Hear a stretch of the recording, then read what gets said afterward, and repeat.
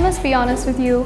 When I was younger, I never thought there could be a female scientist or a female engineer.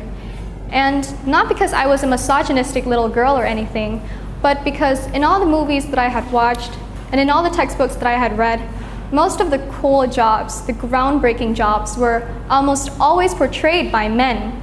Women, if they appeared at all, were mostly shown as nurses or caregivers, something soft, quiet, obedient. And at the time, 6-year-old me thought it was plain boring compared to scientists or astronauts. And no offense to the teachers, I think you guys, I respect you, but that was just an innocent assumption for a little girl. And it goes on to show how powerful these stereotypes can be in shaping our minds before we properly understand what they are. And only later did I realize that curiosity, intelligence, and ambitions aren't determined by gender. Women were just as capable as exploring, inventing, and leading like anybody else, but most of the time, it's those harmful traditional beliefs that hold them back from doing so. Ladies and gentlemen, fellow judges, I'm Meyliang, and I stand here today not just as a student, but as a voice for millions of girls who are still denied education today. While some of us might worry about our exam scores, others worry whether they will make it to school tomorrow or not. In this speech, I'll walk you through the unrealistic societal expectations placed upon girls, the obstacles they have to face daily due to the government's neglect of school essential needs, and what steps we can take to create a more inclusive and equal education. Let me ask you something. What do you think of when you hear gender equality in education? Because to me, it means more than just putting girls in a classroom. It means that recognizing girls have the same intrinsic value as boys, and they should not be seen as only useful or important in certain roles or in certain situations. But they should be seen as equal participants in learning and leadership. Unfortunately, that is not the case for over 120 million girls around the world today, specifically in rural areas, where children are often exposed to something called gender socialization. In this process, they're taught from a very young age what is deemed as inappropriate behavior for genders. It dictates that boys are strong and career-driven, more suitable for education, and are better contributors to society, whereas girls are expected to fit more into the quiet, obedient, and family-oriented role, or even marrying young. And while valuing family is not exactly a negative thing, it grows into a bigger issue when they prioritize it over their education. And a minority of parents even think it is something to celebrate. Oh yay, my daughter's marrying! One less financial burden to worry about. I find this deeply upsetting, because as parents, why would you want to limit your daughter's freedom in education when you know that they have great potential to grow into something more than just a housewife in the future? As all of you may know, more girls are attending school at any point in history today, yet they often lack the same opportunities as boys in terms of completing their education and pursuing the path they truly want.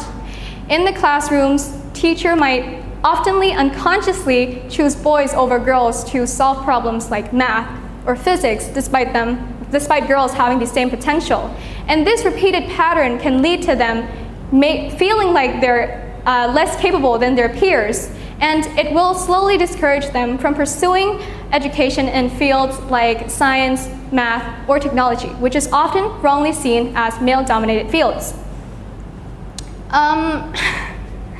One more thing is their ideas and questions might often go overlooked while boys dominate the discussion, which highlights the inequality in education for girls. And especially in school projects or class activities, the leadership roles are more commonly given to boys instead of girls, which this sets a limitation for girls having the opportunity to develop their public speaking and leadership skills. As for STEM, short for science, technology, engineering, and mathematics, girls are significantly underrepresented, with only 35% of them making the STEM graduates, according to UNESCO. The idea that STEM is a male-dominated field is a stereotype, and not only is it a stereotype, it's a wrong and a harmful one. Because take a look at a study from both UNESCO and the American Association of University Women. It has been stated that when girls are given the same education, equal amount of confidence, equal amount of support, they excel as equally as boys in STEM fields, or even better. For example, in Cambodia, by 8th grade, girls outperform boys by 3% in math. And some of you might think 3% is not a big deal. It is still something. They still outperform them. And, oh wait, I forgot. Hold on, let me think. As for the UNESCO Global Education Monitoring, it has been repeatedly emphasized that gender disparities aren't due to the lack of ability, but rather access and opportunities. So how can we expect a truly equal future when girls are still underrepresented in education, something that is supposed to shape every aspect of society? We can't, unless we look into real solutions, such as to establish girls' clubs in schools or villages so they can have a safe space to express themselves, talk about their rights, and support each other. And we can also start by supporting the participation in youth councils so that girls can have a platform to influence their decisions and amplify their voice in the society. Moreover, by bringing female educators and professionals to speak in schools and community forums, it can help families recognize and appreciate the value of girls in education.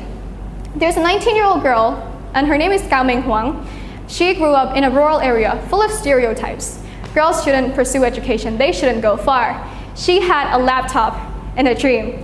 And I'm proud to say that today she is the leader of many inspiring clubs, and one of them includes STEM Unity, which is a program aimed to empower girls across Cambodia. So her remarkable journey defies the prevailing stereotypes that education or STEM fields are only inclusive to males, which changes the perceptions of girls' roles in education among families and peers.